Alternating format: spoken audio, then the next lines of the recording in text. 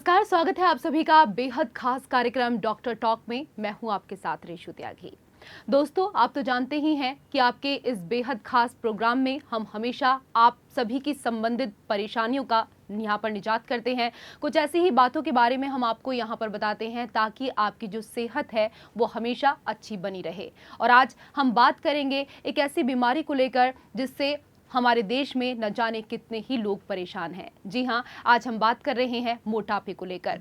मोटापे की अगर बात की जाए तो जब इंसान मोटापे से ग्रसित हो जाता है तो अनेक प्रकार की बीमारियां भी उस व्यक्ति को लग जाती हैं, जिसकी वजह से वो लगातार टेंशन यहाँ पर लेता है और डिप्रेशन उसको बहुत ज़्यादा हो जाता है।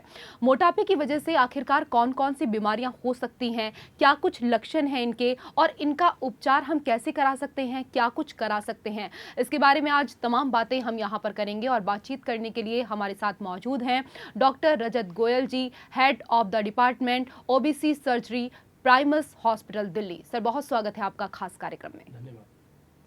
डॉक्टर साहब, सबसे पहले हमारे दर्शकों को बताएं कि कौन सा व्यक्ति मोटा है, इसका अनुमान हम कैसे लगा सकते हैं, कैसे इसको आप परिभाषित करेंगे, और अगर किसी व्यक्ति का मोटापा लगातार बढ़ता जा रहा है तो क्या उसके लिए कोई टेस्ट कराया जाएगा या कैसे, क्या कुछ कर सकते हैं?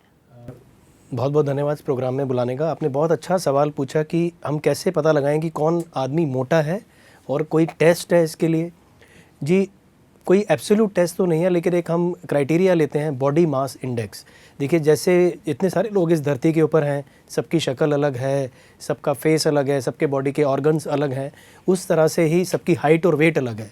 ये जो हाइट और वेट है इसको हम लेते हैं और हम कैलकुलेट करते हैं कि कौन आदमी अपने हाइट के हिसाब से वेट में ज़्यादा है या वज़न ज़्यादा है, उसको हम मोटापा बोलते हैं या मोटा बोलते हैं। बॉडी मास इंडेक्स को हम कैलकुलेट करने के लिए दो पैरामीटर लेते हैं। वेट को हम केजी में लेते हैं और हाइट को मीटर में लेते हैं। फिर हम वेट को हाइट की मीटर स्क्वायर से डिवाइड करते हैं। कहने का मतलब ये है कि हाइट को मीटर से हम मल्टीप्लाई करते हैं और वेट का जो केजी है उसको हाइट को मीटर से हम डिवाइड करते हैं, तो वो एक वैल्यू आती है जिसको हम बोलते हैं बॉडी मास इंडेक्स। समझ लीजिए, एग्जांपल लेते हैं, एक आदमी का वजन 100 किलो है और उसकी हाइट 1.5 मीटर है या 150 सेंटीमीटर है, तो 1.5 इंटू 1.5 हम मल्टीप्लाई करेंगे तो 2.25 बन जाएगा और 100 से उसको डिवाइड करेंगे तो बॉडी मास इंडेक्स आएगा 44.4।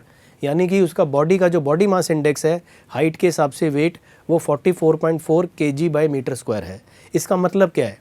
इसका मतलब ये है कि एक क्राइटेरिया है कि जिन लोगों का बॉडी मास इंडेक्स 18 से 23 के बीच में होता है वो नॉर्मल है, जिनका बॉडी मास इंडेक्स 18 से कम है वो अंडरवेट है, और जिसका बॉडी मास इंडेक्स 23 के ऊपर है वो ओवरवेट या ओबीज है। 23 से 27.5 के बीच में है तो उसको हम ओवरवेट बोलते हैं, और जिसका 27.5 के ऊपर बोलता है उसको हम ओबीज बोलते हैं। जिनका 27.5 से 32.5 है वो ग्रेड 1 ओबेसिटी में आते हैं, 32.5 से 37.5 ग्रेड 2 ओबेसिटी में आते हैं, और 37.5 के ऊपर ग्रेड 3 ओबेसिटी में आते हैं या मॉर्बिड ओबेसिटी में आते हैं। तो इस तरह से हम बॉडी मास इंडेक्स से कौन मोटा है वो कैलकुलेट करते हैं। इसके लिए कोई ब्लड टेस्ट कराने की ज़रूरत नहीं है, आप सिर्फ घर में अपना वज़न लें, अपनी हाइट लें और इस कैलकुलेशन से आप पता लगा लें कि आपका बॉडी मास इंडेक्स क्या है।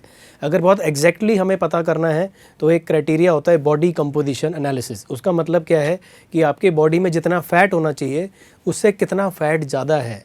देखिए, अगर आपका 60 किलो वज़न होना चाहिए और आपका 100 किलो वज़न है, ज़रूरी नहीं है वो 40 किलो जो एक्स्ट्रा है वो खाली फ़ैट ही हो, वो प्रोटीन भी ज़्यादा हो सकता है। जो बॉडी बिल्डर्स हैं उनका वज़न 100 किलो होगा, उनका बॉडी मास इंडेक्स भी 40 आ सकता है, लेकिन वो मोटे नहीं है।